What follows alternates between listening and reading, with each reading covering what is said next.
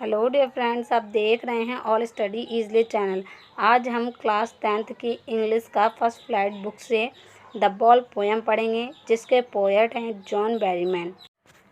The boy loses a ball, he is very upset. A ball does not cost most, nor is it difficult to buy other balls.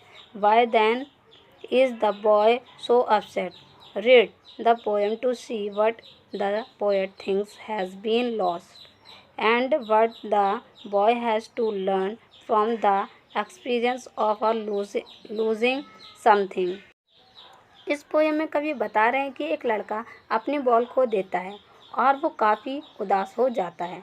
ऐसा नहीं है कि वह ball बहुत महंगी है और ऐसा भी नहीं है कि दूसरी बॉल खरीद पाना इतना मुश्किल भी नहीं है।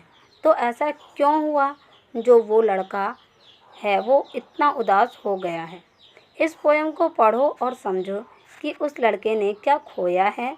पोएट का कहना है कि बॉल के खोने से उस बच्चे ने क्या क्या खोया है और बॉल खोने के बाद उस बॉय को क्या क्या सीखने को मिला है। ओके, अब चलिए अपनी पोएम स्टार्ट करते हैं। What is the boy now who has lost his ball? What is he to do? I saw it go merrily bouncing down the street, and then merrily over. It is in the water. No use to say, oh, there are other balls. An ultimate shaking grief fixes the boy. अब हम इसकी थोड़ी word meanings भी जान लेते हैं। देखिए, LOST lost miss होता है गायब हो जाना या खो जाना, ठीक है। मैरिली MERRILY मैरिली मिस होता है प्रसन्नता से या खुशी से। बाउंसिंग मिस होता है उछलना, BOUNCING बाउंसिंग, ठीक है। अल्टीमेट मिस होता है अंतिम, ULTIMATE ultimate. Shaking Griffin miss होता है बहुत दुखी होना। फिक्सेस मिस होता है परेशान करना, FIXES फिक्सेस मिस होता है परेशान होना। वो बॉय की हालत कैसी है? उस बॉय ने अपनी बॉल खो दी है। अब वो लड़का क्या करेगा?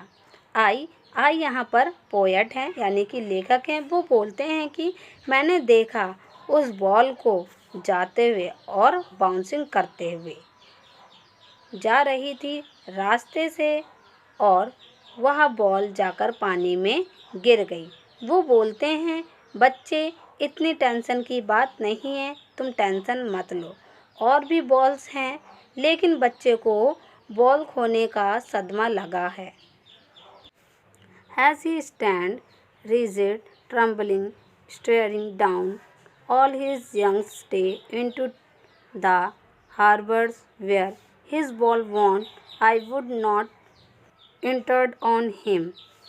A damn other's ball is worthless. Now he senses first responsibilities in a world of possessions. देखिए, रिजिड मिस होता है सख्त, ट्रम्बलिंग मिस होता है कांपना, स्टेयरिंग मिस होता है घूरना, एक टक बांध कर देखना, यानी कि हार्बर मिस होता है बंदरगाह, इंटर्ड मिस होता है अधिकार, ठीक है। रिस्पॉन्सिबिलिटी मिस होता है उत्तरदायित्व। पोजीशन मिस होता है अधिकार। अब हम इसका हिंदी ट्रांसलेट करेंगे।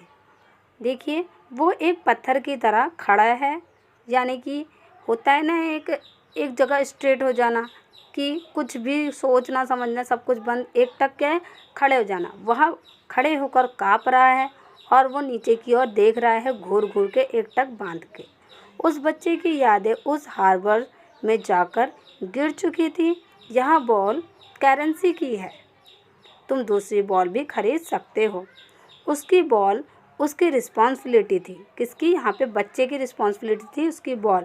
वह बच्चा समझ रहा है कि उसकी बॉल उसी के वजह से खोई है।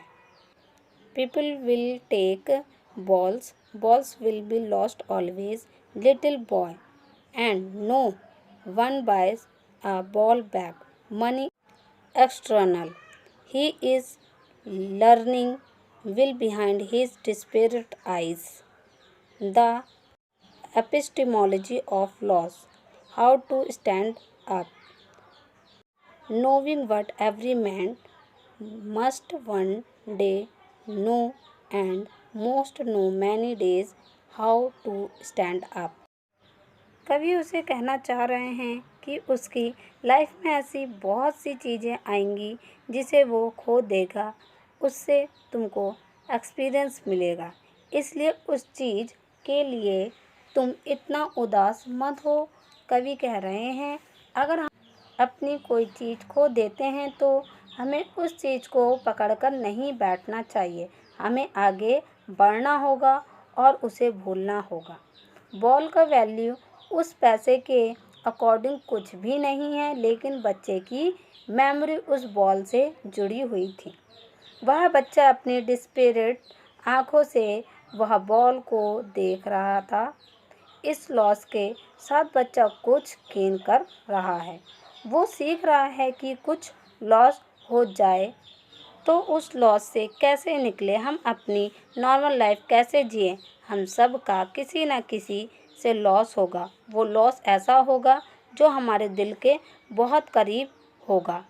हमें समय के साथ सभी लॉसेस को सीखना होगा और अपने लाइफ में आगे बढ़ना होगा। तो ये था द बॉल पोएम का हिंदी ट्रांसलेशन। अगर आपको मेरी वीडियो अच्छी लगी, आपके लिए हेल्पफुल रही, तो प्लीज़ मेरे चैनल को सब्सक्राइब कर लीजिए और बेल आइकन दबाना ना भूलें।